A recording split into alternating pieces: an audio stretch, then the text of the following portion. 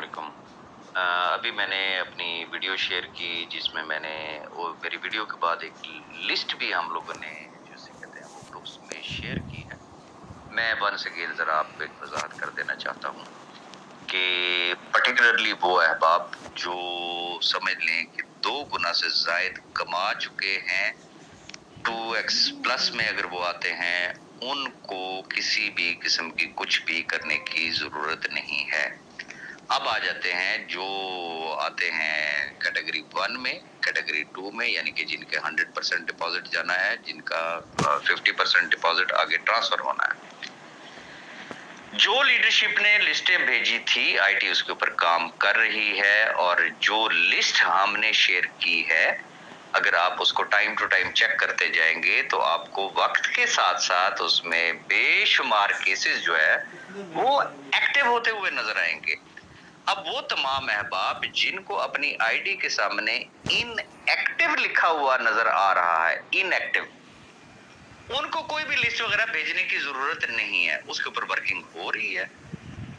Majority cases चूंकि activate हो चुके हैं और हर घंटे के बाद समझ लें कि मजीद एक्टिवेशन जारी और सारी है।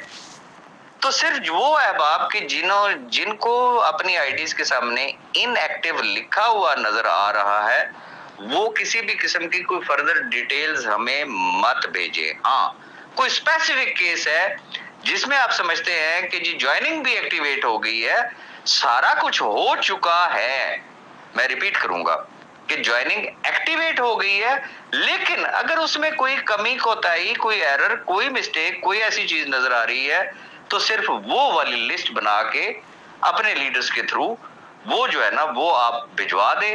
डेफिनेटली उनकी भी तमाम जो अगर कोई गलती कोताही हुई, चूंकि मेजॉरिटी केसेस वो है जिनमें मिसअंडरस्टैंडिंग है, अब आपको अभी तक समझ ही नहीं आई है कि हाउ टू कैलकुलेट, इवन कि उनको डॉलर के फार्मूले की समझ में नहीं आई कि बी फॉर यू का डॉलर कितने का था और सिक्योर इनेक्स का यूएसडीटी का क्या रेट है।